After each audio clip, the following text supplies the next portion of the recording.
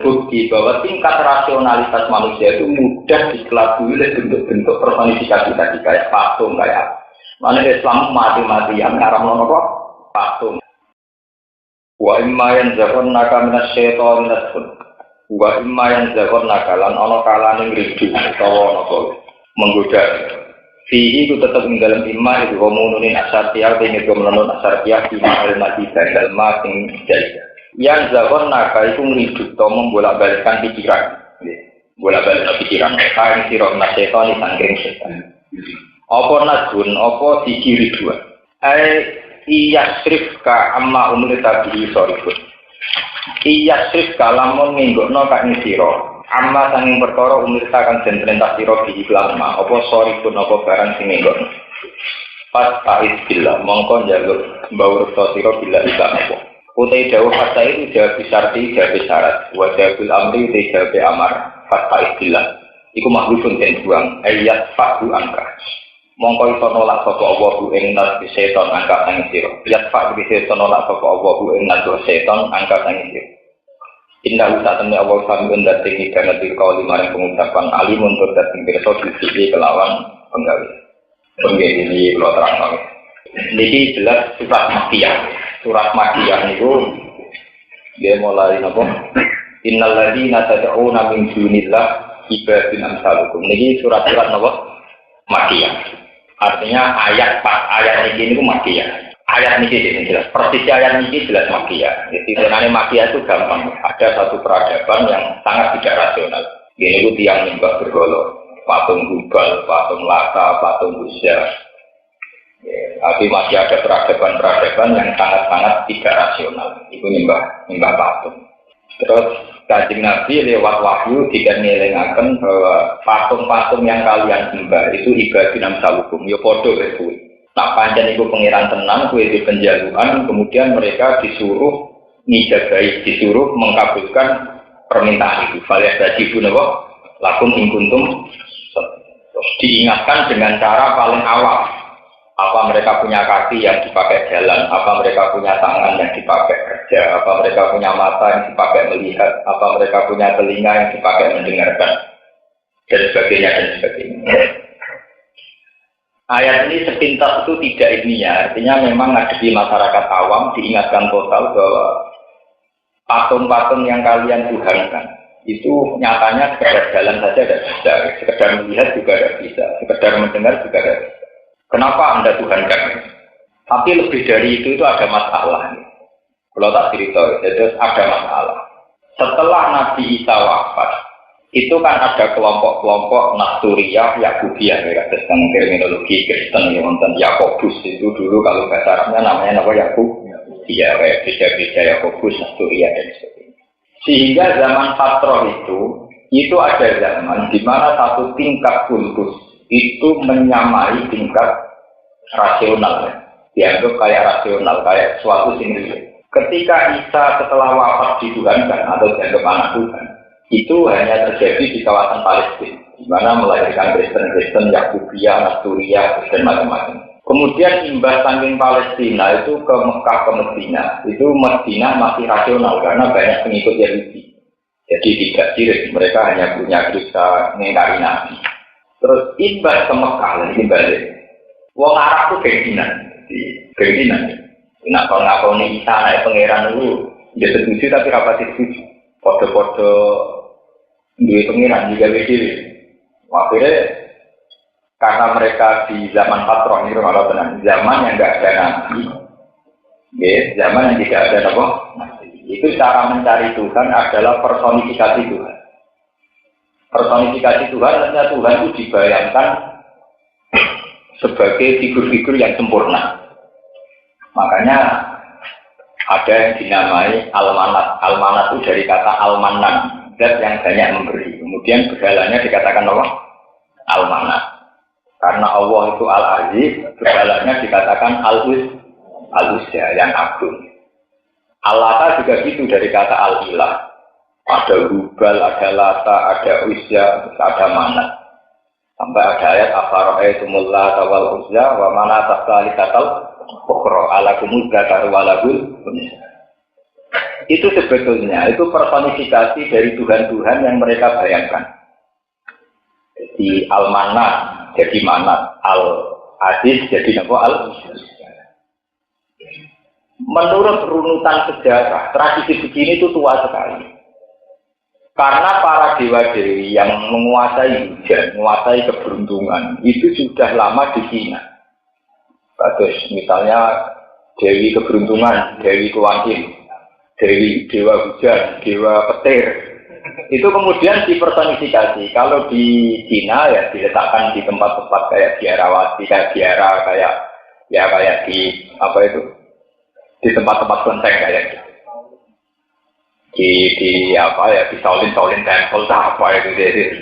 Terus kemudian di Arab juga gitu. Ini pulau cerita. Bentangan rapati tenang masjid di Langkar.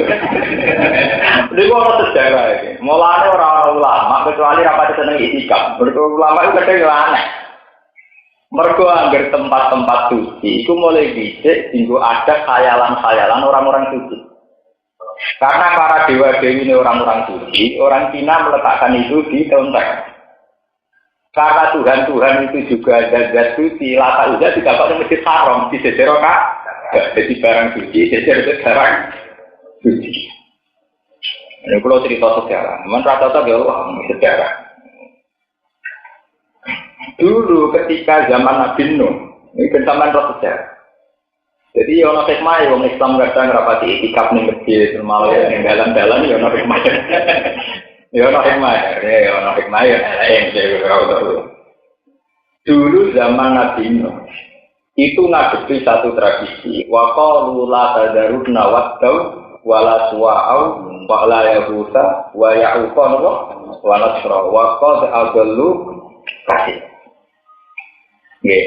Wadan suwa'an yahus nasr la tazarun nawat wala suwa'a wala yahusa wa ya'uqa itu nama figur-figur soleh, itu nama-nama orang sakral yang dihormati. Kalau saat ini kalau Australia, di Jerman, kalau Soekarno orang-orang soleh menjadi pahlawan. Kemudian masyarakat itu dirisi setan, orang-orang soleh itu harus diabadikan. Maka bikinlah patung. Orang-orang soleh itu harus diabadikan, maka bikinlah. Karena hormatnya berlebihan, patung itu harus di tempat yang suci pula. Itu tidak kok di musola, masjid-masjid. Di periode pertama, patung-patung itu hanya sebagai kenangan pada jasa-jasa orang soleh itu. Generasi kedua sudah dianggap bagian dari dewa-dewi, bagian dari Tuhan. Kemudian tradisi itu menyebar. Ketika periode setelah Nabi Nuh pun menyebar sampai ke Cina, ke Eropa, kemana-mana. Sehingga ada adat istiadat di antara peradaban manusia adalah personifikasi hal-hal yang sakral. Dibayangkan Tuhan itu kayak ini, dewa langit kayak ini, dewa hujan kayak ini, dewa keberuntungan kayak ini. Nah, Arab sebagai sebuah bangsa yo ketularan kegagitan penyakit itu. Akhirnya juga dewa-dewi sing rupa latan apa? Hujan. Lalu kalau bolak-balik matur tengah niki, yang termasuk mengabadikan agama Kristen adalah karena tiap gereja itu dikasih patung Bunda Maria. Karena patung itu tetap bisa mengurangi tingkat rasionalitas manusia. Orang setelah melihat Bunda Maria menimang Nabi Isa, orang melihat Yesus disalib, itu adanya haru. Haru ingin balas jasa. Yesus mati demi kita. Apa kita berani mati demi Yesus? Sehingga perasaan-perasaan emosional itu mengganti perasaan rasional, di mana tingkat keabsahan Yesus sebagai Tuhan itu kayak apa, rasionalitasnya kayak adanya itu haru. Sehingga patung-patung itu dalam Islam dilarang sekali. Karena kalau sudah rupa patung, misal sampai santrilah, mungkin ngaji nih nih, santri tahu kisah mantep lah.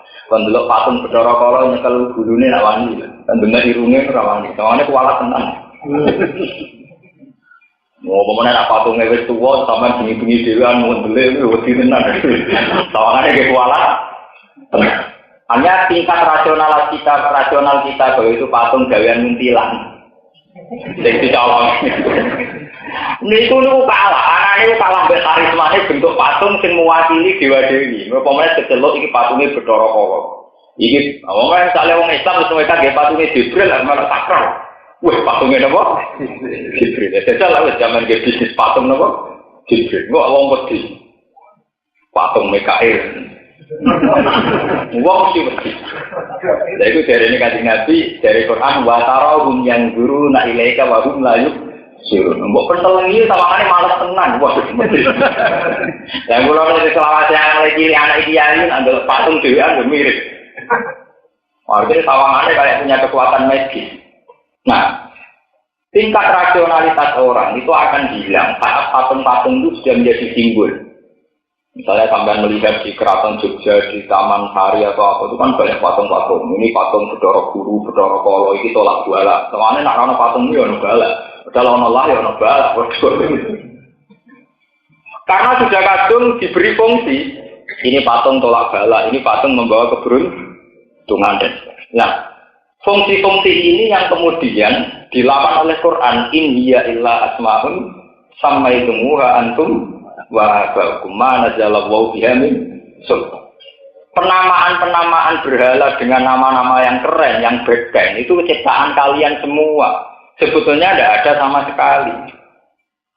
Yaitu tadi, karena sudah kadung dinamakan ini patung Dewi Kuan Im, kesannya keberuntungan. Teman kalau melihat film-film India, orang kalau mau nikah, ngekei kembang mengguni patung apa, dewa keberuntungan. Bahkan dewa ular kobra itu disembah. Padahal jelas-jelas ular kobra reputasinya mateni uang. Lalu itu dimitosno gawa napa? Patungnya gawa napa? Keberuntungan. Itu artinya sejarah membuktikan bahwa yang namanya patung itu membunuh rasionalitas, membunuh akal. Sebab itu Islam mati-matian ngaramno napa? Patung. Kok tetap membunuh akal. Lho fungsi Ka'bah zaman itu kegusur ambek patung. Kok patung Lata Uzza itu luwih keren timbang Ka'bah sing kotak.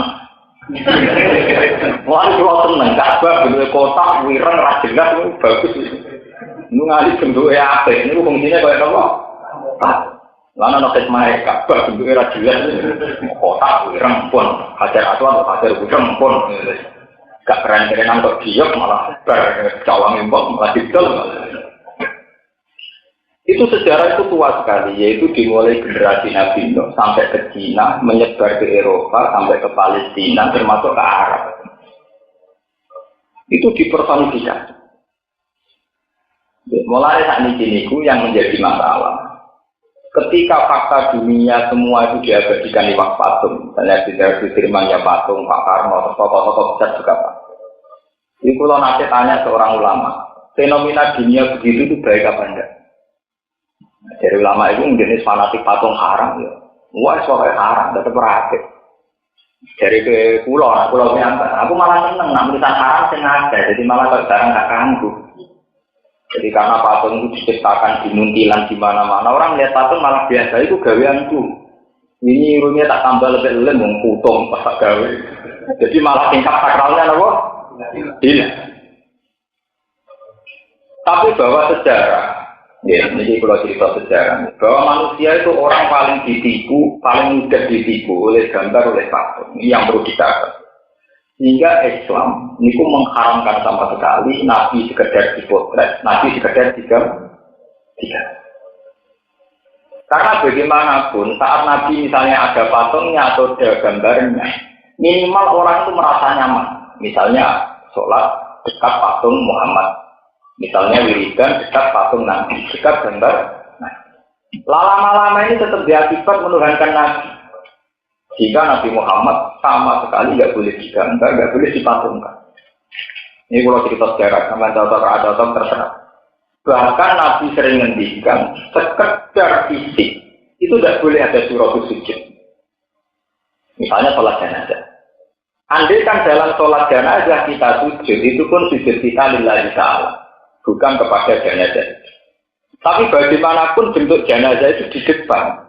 Hingga dengan sholat jenazah itu ada sujud, maka ada surah sujud li adamiyyin. Ada bentuk fisik. Kesannya kita sujud pada apa? Jenazah. Hingga kenapa sholat jenazah tidak boleh ada apa? Itu pula yang mengilhami Nabi, tidak boleh sama sekali ada makam Nabi di masjid. La'anallahu al-yahud, ittakhadhu qubur anbiya'ihim masajid. Nanti kira kok hadis. La'anallahu al-yahud, ittakhadhu qubur anbiya'ihim masajid. Wong Yahudi ku laknat malhun. Setiap ana kuburane Nabi digawe masjid. Karena resikonya antara orang merasa sujud ke Tuhan dengan merasa nyaman karena dekat Nabi, dekat kuburan itu tinggi. Sehingga ditakutkan nanti ada penyimpangan. Yaitu merasa sujud nyaman karena dekat makamnya Nabi Musa, Nabi Ibrahim, Nabi Adam. La'anallahu al-yahud ittakhadhu qubur anbiya'ihim masajid. Sebab itu dalam kebijakan pemerintahan Arab Saudi itu makam-makam keramat mesti dihilangkan. Yang paling kontroversi dulu saat pemerintahan Wahabi juga gimana supaya Raudhah, supaya karyanya Nabi itu jauh dari masjid. Itu sejarahnya panjang. Kenapa Wahabi punya mazhab demikian? Itu sebenarnya trauma-trauma sejarah. Sampai ngerti. Mulanya nak cara kula untuk kompromi. Oke lah kita ibadah di masjid saja atau di Raudhah saja. Untuk disaryane Nabi ya baca sholawat atau Quran. Karena biasanya standarnya ulama kalau bentuknya kayak doa itu tetap resiko. Itu tidak hanya Wahabi yang bermazhab demikian. Dulu Nabi juga sering ngendikan la'anallahu al-yahud ittakhadhu qubur anbiya'ihim masjid. Nah, kemudian kita benturan. Kita sebagai orang yang tahu kultural punya benturan. Di mana kita punya tradisi makam para orang yang kita hormati dekat masjid. Kayak masjid-masjid itu mesti banyak makam para wali. Orang yang kita hormati sering makamnya juga di sekeliling masjid. Nah itu terus kayak apa secara fikih? Padahal dengan ada makam-makam itu toh kita tidak mengalami penyimpangan tauhid. Itu dulu sama ulama-ulama disiasati kalau desainnya itu jangan di belakang imam tapi di arah utara atau selatannya. Jadi tidak di baratnya, tapi arah utara atau apa? Itu dulu sampai begitu perjalanan ideologi gimana supaya menghindari suratul sujud tiada niat, suratul sujud ya. Jika kalau cerita sirine kenapa sholat jenazah itu tidak ada rukuk, tidak ada sujud, karena bagaimanapun tidak boleh ada suratul sujud ya. Nah kalau kalian tanya, kenapa Nabi Adam malaikat disuruh para sujud? Ketika Allah menciptakan Nabi Adam, semua malaikat disuruh nopo? Itu semua mufassir sedunia, entah itu aliran apa saja, itu sepakat sujud tahiyatin atau sujudan sinan. Sampai tidak tafsir apa saja. Arti sujudnya para malaikat kepada Nabi Adam sekedar hidup. Sujud tahiyatin atau sujudan insinah. Jadi cara Jawa ya kados ngeten tok, ndiluk tok. Mboten sujud nganti kados sujud di salat. Karena sujud di salat itu khosun lillahi ta'ala. Itu hanya untuk Allah. Paham ya? Ini benar-benar ngerti. Karena manusia itu mudah dikelabui oleh patung, oleh gambar. Sehingga Islam mengharamkan total semua bentuk yang ada di depan orang sujud harus tidak ada sujud. Yaitu kayak sholat Allah. Jangan. Nah, ini kalau nanti cerita tentang ngaji, sholat jenazah itu kayak Abu Nawas. Abu Nawas nanti kayak imami sholat jenazah keliru, ini ruko. Ya sudah, tak tahu. Abu Nawas sholat jenazah di ruko sujud. Wah, ini dosanya berat. Moga aku rasa itu terasi sepuluh. Jadi terus dia berikan wah, aku sholat jenazah orang rukuk sujud berarti dosanya ringan. Lah nggak di rukuk sujud berarti dosanya berat. Mereka kadang salah. Baru itu senang nggak berorong di mana Abu Nawas gak rukuk sujud senang ringan. Berarti apa ini? Wah, dia agak nganti rukuk sujud ya berat. Padahal ya perkara salah itu. Paham ya? Nah, itu sejarah-sejarah personifikasi Tuhan, personifikasi Dewa-Dewi itu panjang sekali. Jadi itu dimulai zaman generasi Nabi Nuh. Wa qalu la tadaruna waddau wala suwa'au wala yahuda wa ya'uqa napa. Sampai delok tafsir-tafsir itu semua adalah nama-nama orang soleh yang dipahat di masjid-masjid, di musola-musola untuk mengenang kesalahan mereka. Kemudian generasi kedua sudah melenceng. Ya biasanya saya ini dulu gampang mau film India. Misalnya ada patung Dewa Dewi, mungkin pemahat pertama atau pematung pertama dulu-dulu itu hanya mengenang bahwa itu tokoh soleh. Lama-lama orang yang datang kemudian dapat kembang yang sikile. Mungkin yang ngono tok. Generasi saya ini ora sekedar dapat kembang yang sikile, diambung napa? Sikile. Ngambung sikile bojone ora mesti gelem, ngambung sikile Pak. Betapa mudahnya manusia ditipu oleh patung-patung itu.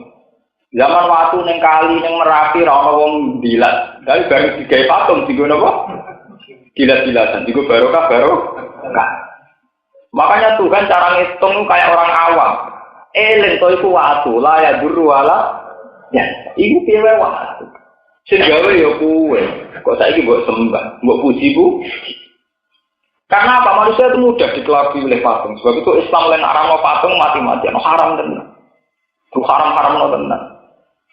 Karena takut nanti ada penyimpangan.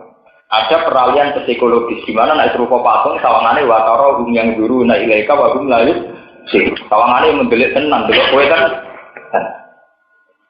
Nah, Nabi Ibrahim rawuh nabi niku kangelan nerangno kaume nek patung ora manfaat.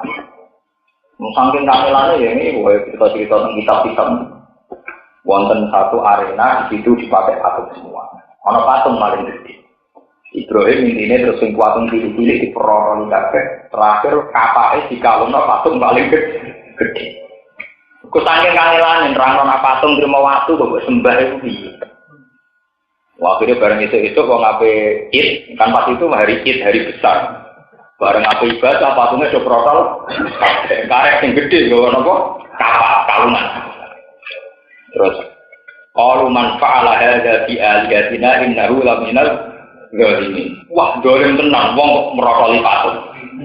Sopo sing ngene terus qalu sami'na fatal yazkuruhum yuqalu lahu sing sering menyek brolo ya bro, yang paling sing wani merotol ya napa? Akhirnya Ibrahim ditekan. Nah, Nabi Ibrahim itu kan tradisi sengaja. Dia itu turun ke rata. Dan Nabi juga kadang aneh turun ke rata.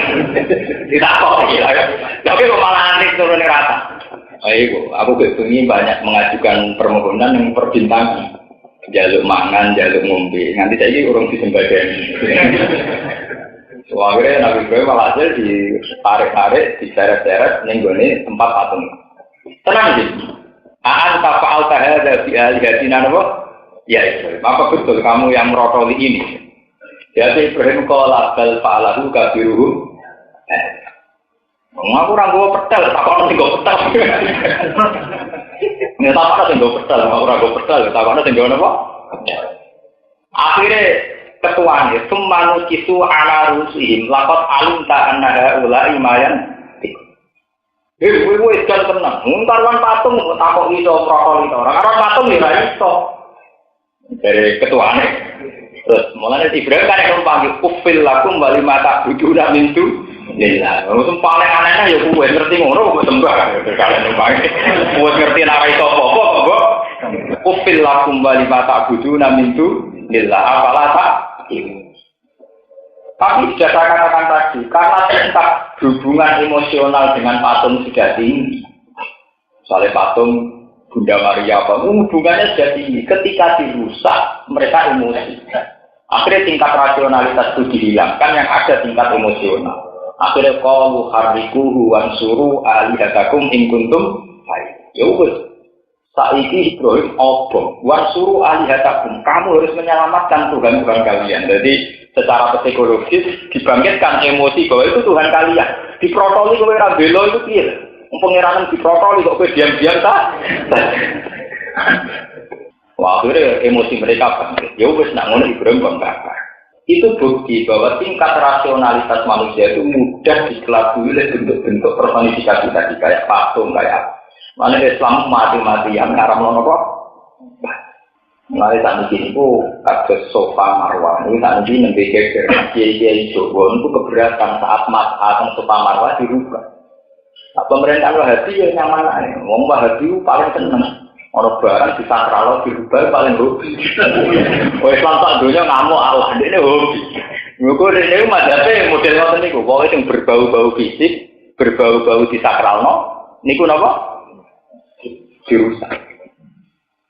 Mulane tadi sih wong Islam sak dunya kira perkara masalah itu. Berkiai nulis naskah perkara masalah sah ta ora hukume piye dan sebagainya. Wong hati tenang-tenang aja gitu.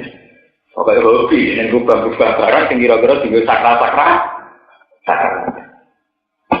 Nah, ini kalau nanti guru ya rada kurang ajar tapi masuk akal. Nggih, pancen niku wadine guru-guru. Niku cerita. Hak tangan-tangan niku pemerintahan Wahabi ya tok hikmah. Lah suwi nek. Ya, monggo pemerintahan Wahabi NU ngono ya kapan tek gua apik to. Itu bukan kuburan sakral watune mbok gawe mulai mbok ake mbok jimat. Lah misalnya pemerintahan Wahabi model NU model santri. Wah itu doba enggak wong kiswae wis doba enggak. Pemenang tok Ka'bah. Angger apa mek akeh sitok-sitok. Lah anak mek titik lha pengen tak juta wong. Ka'bah protol ka? Kabeh. Wong kiswae rebutan. Ya tangan-tangan ya bener, ini ya remaja kurang aja tapi bener. Ya ono hikmah. Dia tidak dukung Wahabi enggak, ya ono hikmah. Arab juga ada. Gak ngono Ka'bah entek juga. Tenan. Cara ulama sing fatwa olehno menawa tiap wong kaji gitu ngono kok. Nyuwili go kebanggaan. Lah wong akeh mulai akeh Sulaiman. Akeh giyo kemuliaan ngono. Iki akeh batu Ka'bah. Makanya sampai juga itu, memang agama itu misteri itu. Mulanya kalau setuju mazhab Abu Hanifah. Abu Hanifah itu satu-satunya ulama yang menafsirkan fawal liwat satral masjidil. Niku mutlaku Makkah. Jadi sholat lah kalau ada mulu. Mazhab Syafi'i kan dekat, fikih Syafi'i dekat. Sholat jika dekat dengan Ka'bah maka harus menghadap Ainul Ka'bah. Kalau agak jauh maka ila jihadil Ka'bah. Kalau sangat jauh yang penting Masjid Haram. Nah, Abu Hanifah jihad di Mekah. Jadi kiblat miring di Meksiko untuk Mesir. Abu Hanifah asal ngulon itu tidak apa. Karena itu ya itu dari kekuatan tauhid. Karena pada akhirnya Ka'bah itu hanya simbol. Yang penting kita sujud ilallah, apa iqbal Allah. Yang penting kita madhep ke Tuhan, bukan madhep ke Ka'bah. Itu saking dulu perjalanan tauhid itu panjang. Itu ya ada hikmahnya madhep begitu. Biar itu tadi, karena kita punya trauma sejarah tentang bentuk-bentuk fisik yang mewakili hukum-hukum samawi, hukum-hukum tak. Kita punya trauma sejarah zaman adat Cina juga ada patung, adat Kristen juga ada. Dan dilalah jahiliyah teng Arab juga meletakkan patung-patung di dekat Ka'bah. Lalu wonten hikmah, ada hikmahnya ketika banyak orang-orang soleh yang memandang itikaf itu ya biasa saja. Bagaimanapun masjid itu bentuk fisik. Saat kamu merasa ibadah hanya di masjid, maka kamu terjebak oleh bentuk fisik.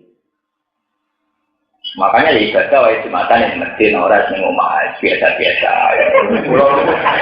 Buatan saatnya nanti tidak begitu biasa. Kalau sering dilori tongkol-tongkol, Gus wong alim rasa sholat tahiyatul masjid buan, bagaku sakit. Tapi itu sejarahnya panjang. Saya ini kan ulama, jadi saya tahu sanad-sanad. Dulu itu banyak sahabat yang merasa tidak nyaman kalau tidak sholat kecuali di masjid. Jika Nabi cukup. Sampai juga Nabi latas alu buyu takum kubur. Rumah kamu sujud kudu di masjid. Oh malu lebih gede nang kubur. Ini kalau biasa ngomong gitu, aku lama rasa buara. Ya karena hadis-hadis kayak itu harus dijelaskan dengan keangkuhan. Nabi dulu ya cukup. Ketika ada sahabat setelah sholat fardu, sholat tapi sunat di masjid, sholat tapi sunat di masjid, itu hadisnya soal Nabi cukup latas alu buyu takum kuburan. Jangan jadikan rumah kamu sebagai kuburan. Dan secara hukum sosial keluarga itu efeknya luar biasa. Kamu saat di masjid benar-benar soleh, iktikaf, sholat qobliyah, ba'diyah. Ketika di rumah delok TV, ambil bojo bakas duit. Bus kok goreng ijek ta ora, gekno teh anget, teh panas, gekno kopi. Anak istri kamu taunya hanya duniawi. Karena dalam memori anak kamu roe takok ning bojomu kopi, teh, makanan. Mergo bar itikaf ning masjid. Bar putih, itikaf ning putih masjid. Sehingga rumah kayak ini cara Nabi kuburan, tidak rumah itu kuburan. Coba dibandingkan, nanti kan kamu sholat di masjid hanya fardu saja. Pulang masih menyisakan sholat ba'diyah atau qabliyah. Bu sajadahnya mana? Aku mau sholat.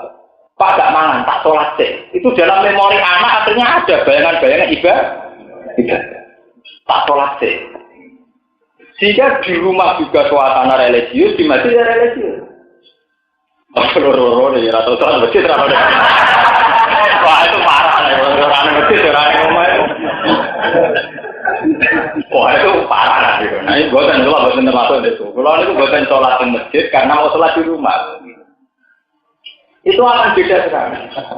Sehingga anak-anak kita misalnya bapak itu kalau datang di sholat, bapak kalau mau pergi juga sholat itu dalam memori anak-anak kita. Jika disunatkan sholat qobliyah safar, sholat ba'dah safar. Itu semua ulama sepakat kesunatannya buyut dalam rumah. Sebab itu dalam Quran diajarkan betul rumah itu tidak sekedar tempat kita bersenggama, hubungan intim apa itu enggak. Tapi wazkur nama rislafi buyutikunna min ayatillahi wal hikmah. Bahwa kalian harus ingat fi buyutikunna min ayatillahi wal hikmah. Bahwa rumah itu ya bagian dari ayat-ayat Tuhan. Makanya kalau kiai alim itu punya sunnah, misalnya 5 waktu ngaji itu yang separuh di pondok, yang separuh di dalam. Sehingga tidak semua suasana dalam, suasana duit, udang goreng, teh panas, kopi hangat. Itu ngeri kalau gitu. Mentang-mentang mesti itikaf di masjid, bermati di masjid. Mulai juli pakatane pakanan. Akhirnya roya anak bapak, mbok pakatane pakak. Lah kok niku nak boten dikawiti kula ora salat tekan masjid ora ono takok. Jadi kudu ono lama nekat bareng. Oh enggak. Kula kok umum ora ono takok akhirnya kan takok. Gusti nanti ana ora tau salat pakai masjid. Wen. Kamu wis bersalat omah. Ibadahku tak enak omah. Itu dulu Nabi juga ngalami gitu. Cuma Nabi ngapian, bukan orang ngapian gitu saja. Tapi harus ada memang ulama yang menjelaskan kalau tidak hilang, ilmu kayak ini hilang. Kita ngiranya masjid itu tempat ibadah dan menyita kita. Makanya Nabi dulu nanti dawuh ju'ilat lanal ardu kulluha tahuran wa turbatuha tahuran. Ju'ilat lanal ardu kulluha masjidan wa turbatuha tahuran. Ju'ilat lanal ardu kulluha masjid. Termasuk bonus saya sebagai nabi yang tidak didapatkan nabi-nabi sebelum saya adalah ju'ilat lanal ardu kulluha masjidan. Semua bumi seantero dunia itu masjid. Jika umat Nabi tidak masalah hidup di Eropa, di Amerika, di mana semua buminya Tuhan, semuanya sah untuk kita sujud. Sampai rawuh kalau satu khusus sujud menteri ini masjid ini gawean ahli sunnah. Bila kurang sepuluh tinggal jamaah, waduh, wakiran aliran aneh-aneh, jumatan uang juga, nah jumatan uang orang. Kalau jumatan yang kadang sapi tak ya. Harus dilatih, umat harus dilatih bahwa tempat beribadah pada Allah itu di mana saja. Ju'ilat lanal ardu kulluha mas. Bahwa ada sekte-sekte yang masjidnya dengan syarat tertentu kalau tidak di masjid tidak, saya itu sesat, tidak bisa. Kalau lu makmum masjid Muhammadiyah biasa, aliran dengan anak biasa.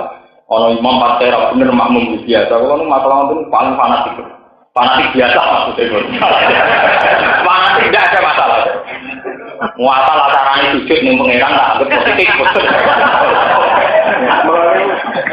Lalu ada kali tahun teng daerah Mimbang, daerah pinggir hukum. Ibu coro santri fakir betul latih sabar, itu lebih biasa makmum. Kanca-kanca santri pulau tengah di pulau tanggal beri, nak kata tengah di pulau. Gus betul ni ada wah.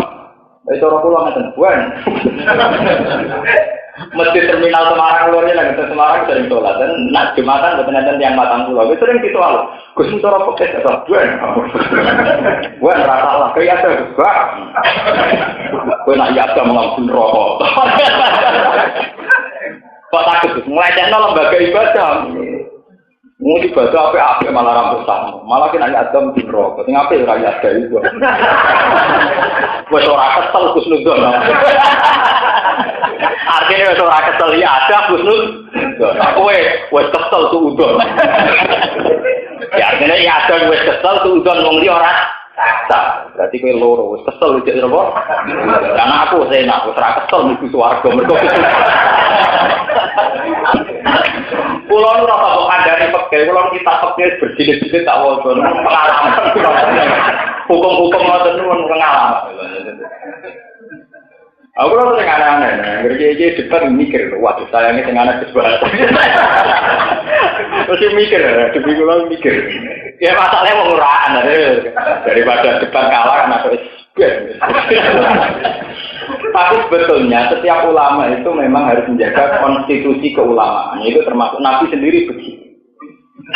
Itu kenapa Sayyidah Aisyah begitu sering cerita tentang tahajudnya Nabi, doanya Nabi setelah tahajud.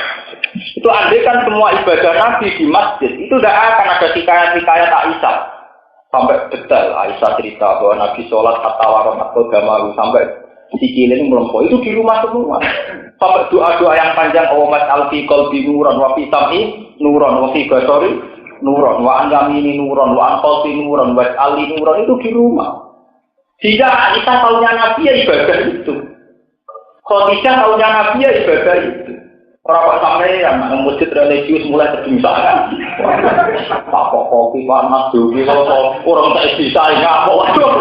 Semarang-marang tak ngotot kopi bisa ikutnya ngamuk bisa itu malah karuan. Akhirnya tukaran perkara tinggal pecah. Kiai kok tukaran perkara tinggal. Mana terbincang. Mulai bakatan itu.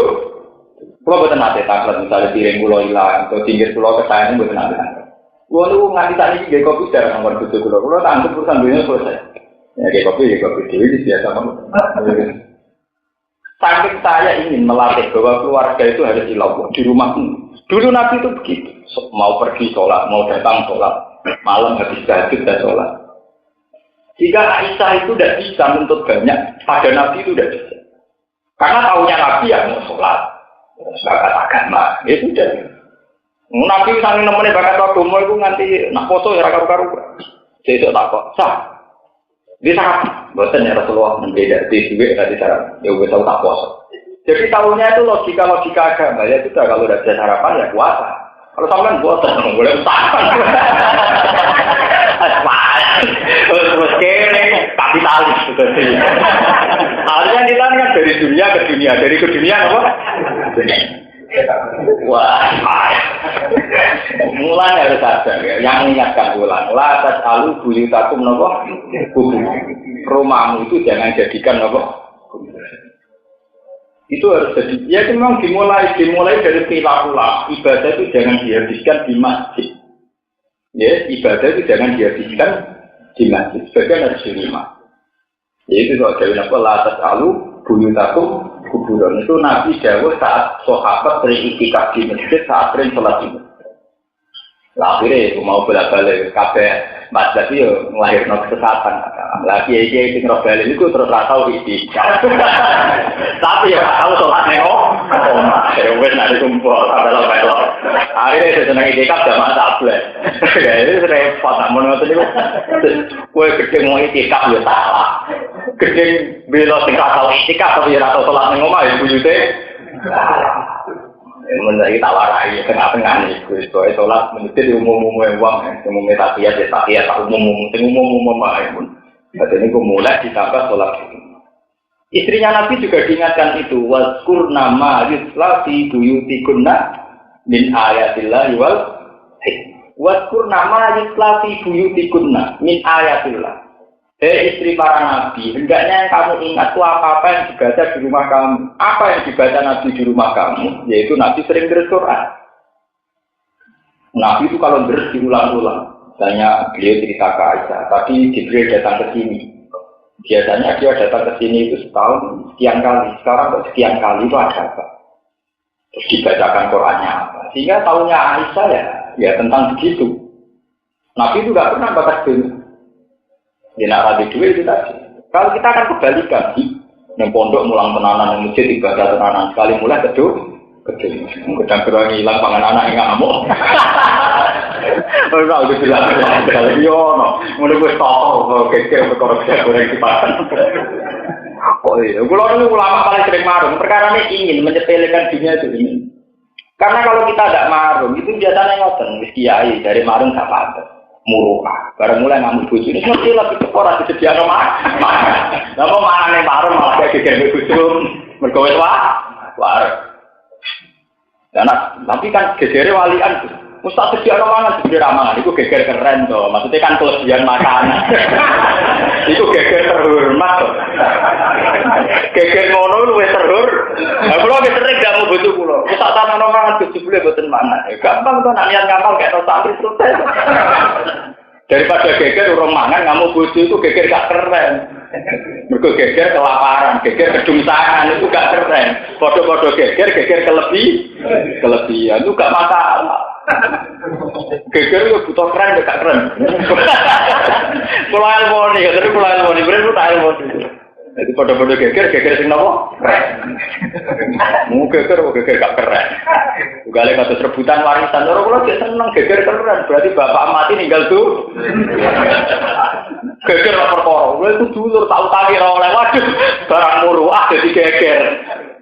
Mau utang ora oleh lah barang muruah. Dadi geger gak keren. Wong kuasa karo kakak tak jaluk duit ora oleh wae keren. Geger ora gak keren. Wong posisi sampean ngemis njaluk. Bete nak ngene. Dunia tak nake orang itu bagian keren, itu termasuk geger keren. Karena dalam unsur kelebihan. Paham ya? Jadi lewat ngaji ini sampai menjadi tahu bahwa Nabi itu sampai masjid sendiri sebagai bentuk fisik. Yang dikatakan bahwa masjid adalah Baitullah, itu saja oleh Nabi dianjurkan tidak untuk menghabiskan ibadah. Tidak boleh orang ibadahnya dihabiskan di masjid.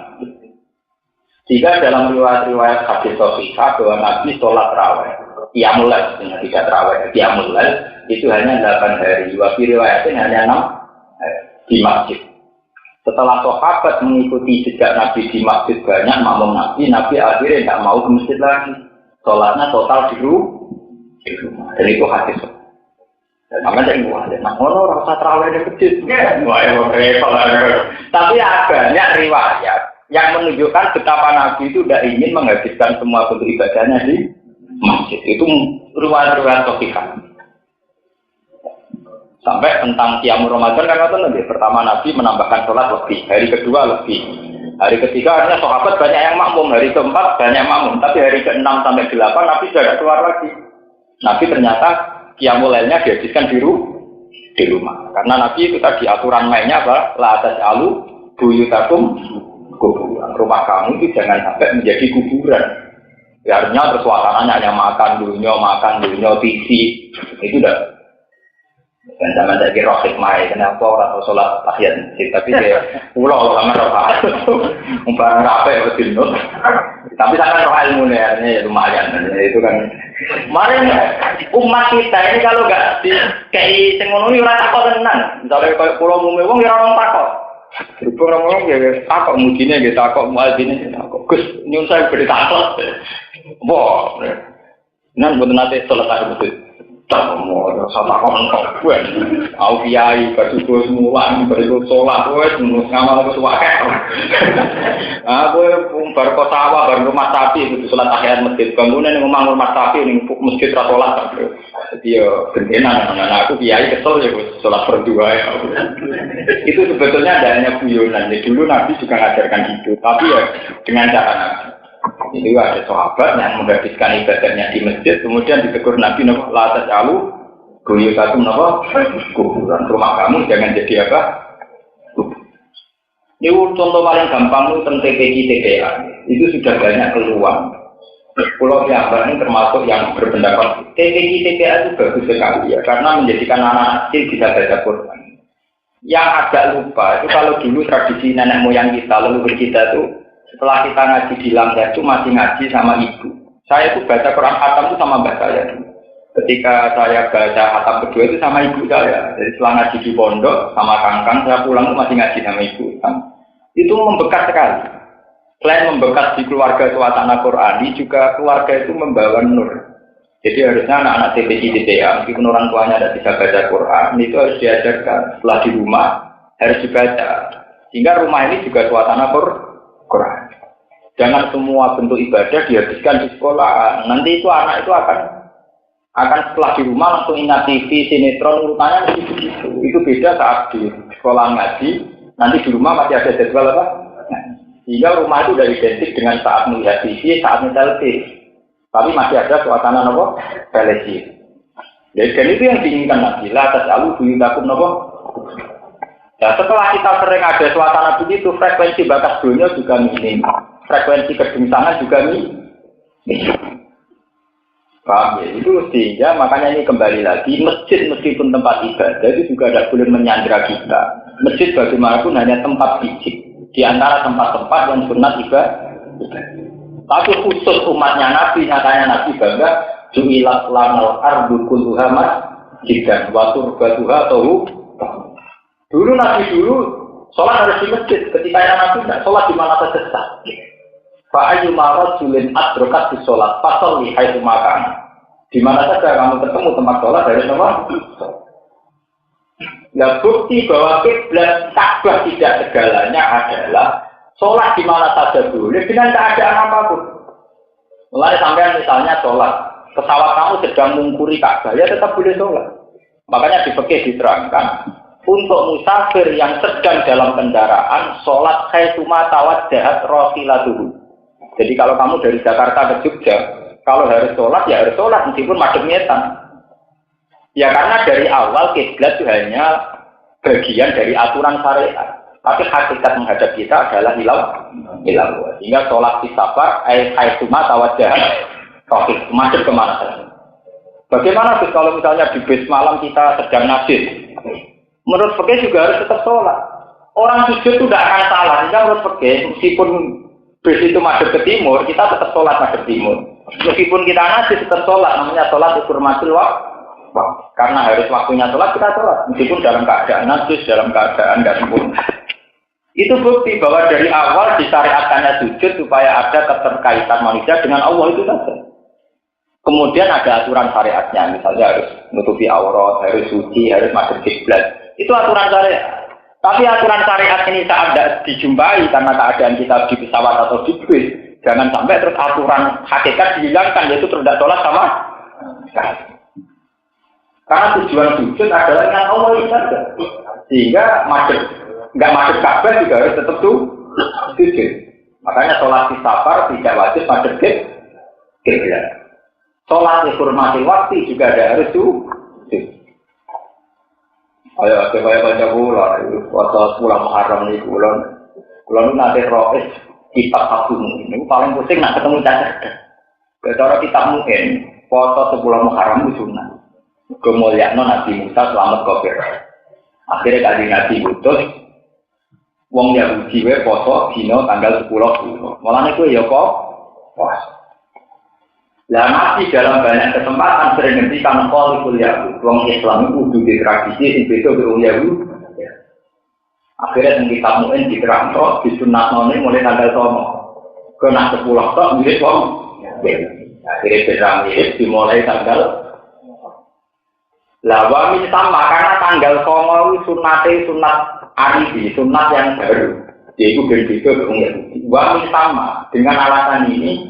Nak tanggal 9 kadung rapoto, kowe kok foto tanggal 10 di sunat foto tanggal 10. Berbeda dengan ya. Dan begitu apa to lho? Nak kadung rapoto tabuka di sunat foto tanggal 10 berbeda dengan ya. Kalau tak angkat, walau kepengen beda kok repot, kepengen beda ya uji foto ini rasa foto, mata. Oh Gus, kepengen beda kok repot, foto tanggal 10 sholat, lah kepengen beda rasa foto. Lah ngono tuh kalau misalnya nak digoten orang kumisen itu gak bodoh ke Yahudi, yang Yahudi kumisen gak sih? Wah, kita wis besok kalau tugas ini melarat, wah ya hebat. Besok urusan jenggot, kono wis tugas ini melarat. Wah, kono ya rusak, semua banget kono jadi. Kalau udah kenangan kakak tentang bahwa fikih itu memang bisa disoal. Lainnya sing ahli-ahli fikih ini kudu mikir, fikih itu memang bisa disoal. Kalau nunggu isi eling tenan, zaman jadi roh itu kangelan tenan. Ya pertanyaan. Kalau sudah kadung ada jamaah itu kan ada urutan. Misalnya Abdul Sufuf itu sop yang paling dekat imam. Yang paling hebat adalah an-yaminil imam. Kalau menurut aturan fikih kan kalau imam sama makmum pertama kan an-yaminil imam. Makmum kedua an-yasaril imam. Terus kalau sudah ada yang ketiga datang, yang dua ini agak mundur, kemudian yang tiga ini jejer. Berarti an yaminil imam, an yasaril imam, sama khalfal imam.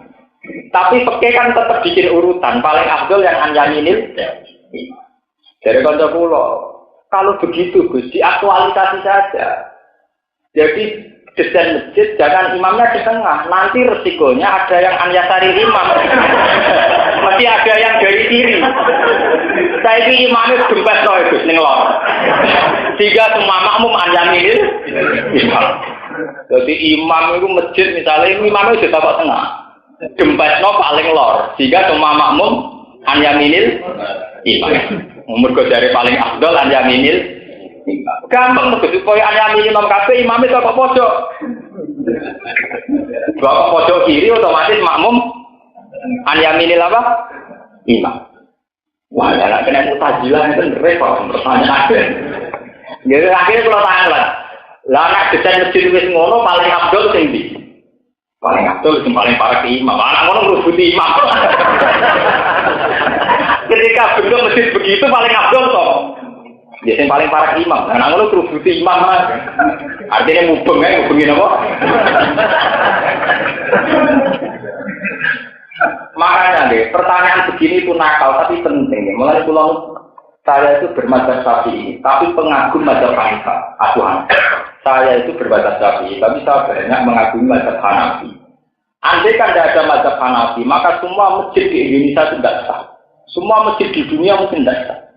Karena mesti secara matematis salah. Kalau sholat wajib menghadap ke Ka'bah, Ka'bah itu luasnya berapa meter? Dengan kasih Ka'bah itu meter. Luasnya wonten 40 meter 10 ini luasnya itu 16 meter. Kalau sholat wajib menghadap Ka'bah yang 16 meter, harusnya desain masjid luasnya maksimal 16 meter. Padahal masjid kadang luasnya sampai 20 meter sampai 30. Bayangkan kalau dari Indonesia secara teori matematis sampai ke Mekah itu sudah beda negara. Enggak. Kalau dari sini sudah menyimpang 1 meter itu kali sekian negara kira-kira ya lintas nomor. Kalau sholat wajib menghadap Ka'bah dan Ka'bah itu 16 meter, harusnya desain luas masjid maksimal 16 meter. Karena di luar itu mesti melenceng kan? Lengge dong, misalnya masjid tambahnya 20 meter, mesti orang sing anak Ka'bah.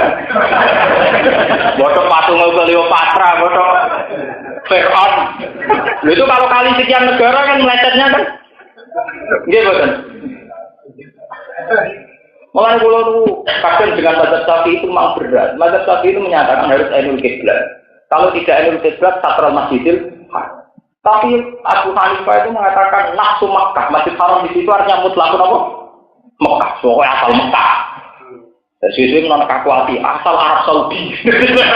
Orang terima Mekah, asal Arab apa? Saudi. Nah, sesuai barang kaku hati, ya asal Timur Tengah, ya Kambangan, nah, Timur Tengah itu apa? Tidak, artinya begini ya, kita memang fanatik mazhab Syafi'i. Tapi ada ruang-ruang, di mana kalau kita tidak mengakui mazhab Hanafi itu repot. Repotnya itu tadi, Ka'bah itu sudah jelas-jelas hanya luasnya, diameternya misalnya itu 16 meter. Itu kalau harus madhep Ka'bah, artinya desain masjid harus maksimal 16 meter. Lah ya lucu loh, Ka'bah masjid kudu 16. Lah itu nak masjid jamak, sing jamak ewonan, nak kayak kereta api. Karena desainnya harus luasnya 16 apa? Itu nanti harus kayak gerbong apa?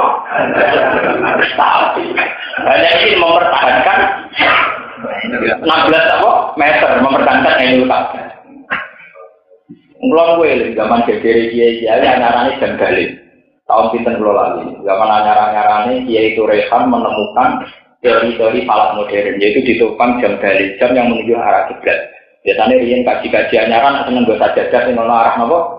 Kiblat. Nah sing kaji wis kuwi biasa wae. Oh niku masjid-masjid Indonesia banyak yang tidak ke arah kiblat. Apalagi setelah ditemukan falak modern, ditemukan yaumar kiblat, yaitu dihitung lah urut balas Mekah itu sekian, kalau pas bulan sekian pas matahari tepat di arah Ka'bah. Sehingga pas matahari tepat di atas Ka'bah itu semua bayangan mesti menuju arah apa? Ka'bah. Sehingga yaumar kiblat itu ditentukan di kalender-kalender persiwanan yaumar kiblat. Ya kisarannya sekitar jam 4 jam. Kalau di Indonesia jam rata-rata. Jam 4 gitu, setengah malam. Itu kan bisa dihitung secara falak. Misalnya urut balat Mekah itu sekian, Indonesia sekian, kali sekian kan bisa lah. Sehingga semenjak era itu kan orang-orang memaksakan semua kiblat di masjid harus benar. Ya, harus nopo. Kalau konstruksinya nggak bisa dirubah, ya sofnya saja yang dirubah. Biasanya kan masjidnya ngadep ngetan ulang kenceng, tapi sofnya miring, ya demi.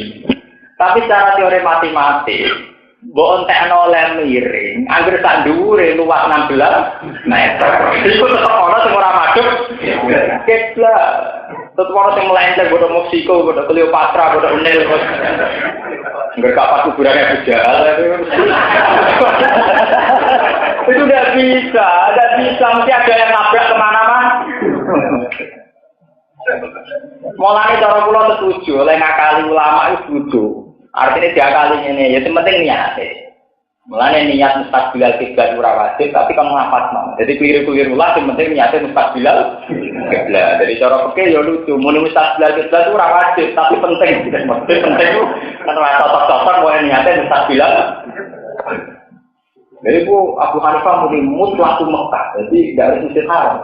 Wong Ka'bah itu wis 16 meter, masjid haram wis luas men. Abu Hanifah mutlak apa? Mekah. Ini pulangan penting. Artinya ya saya sebagai orang Syafi'i tapi ngakui wacana-wacana gini penting. Lalu kalau yang sinau pekerja senang, sinau mazhab kan senang. Gue beli mawar maksudnya dia gaya bebas mawar, tapi dibeli barokah. Ini kan aku ngaji maksudnya bisa lah sebar ilmu itu. Tapi dia juga sih gitu, gue beli yang mawar. Nah mazhab kita kan ya terlupa maksudnya. Kita kurang keren, kurang. Sebenarnya saat ini barokah, artinya memang penting. Perbandingan mazhab ini penting. Karena kalau hanya fanatik Syafi'i itu ada yang nggak bisa diaplikasikan kayak tadi itu. Kalau diameter Ka'bahnya 16 meter, harusnya desain masjid kalau wajib ainul kiblat maksimal benar. Nah sekarang yang dibeneri hanya sofnya dibeneri kalau luasnya masih lebih tetap nanti nggak nyambung, paham ya? Kalau sering ditambah kiai, atau jenengan aku dikit. Aku mari kiai dalam, ngerong sholat aku seneng aku japulah kayak ngoten, aku kadung kiai dalam, jadi gak fanatik hukum. Maksudnya sih, wah yang bersolat madem mulan itu bener. Mereka bandingannya rasolat, aku tidak kan kiai kayak saya itu kan fanatik, kan repot. Asal madem nopomu, asal aja kayak Abu Nawas mah. Abu Nawas nanti ketemu pakar pala, cerita nak bumi itu bulat-bulat. Suatu saat pakar pala itu kemalingan. Malingnya melaju madem ngetan, malingnya melaju ngetan. Abu Nawas kan jadi tulung, aku berdasar malingnya melaju madem mulan. Abu Nawas, malingnya melaju ngetan, kamu ngejar kok madem mulan. Jarimu bulat-bulat kok apa kamu? Jarimu bumi bulat-bulat kok ya ketemu. Akhirnya saya alih falak cakep.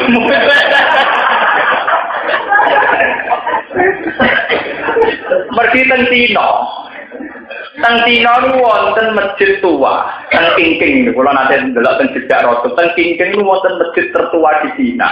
Iku kiblatnya itu bertolak belakang mbek Mekah. Ya hanya masjid satu itu. Jadi misalnya Mekah tengkulon kiblatnya maksudnya, tapi kencang. Mulanya dari pakar-pakar sejarah, jangan-jangan pendirinya gila ilmu falak. Mereka nak bumi bulat-bulat kok tok-tok. Tapi gak kayak aliran yang dibantu dulu, yang sholat madem ngetan.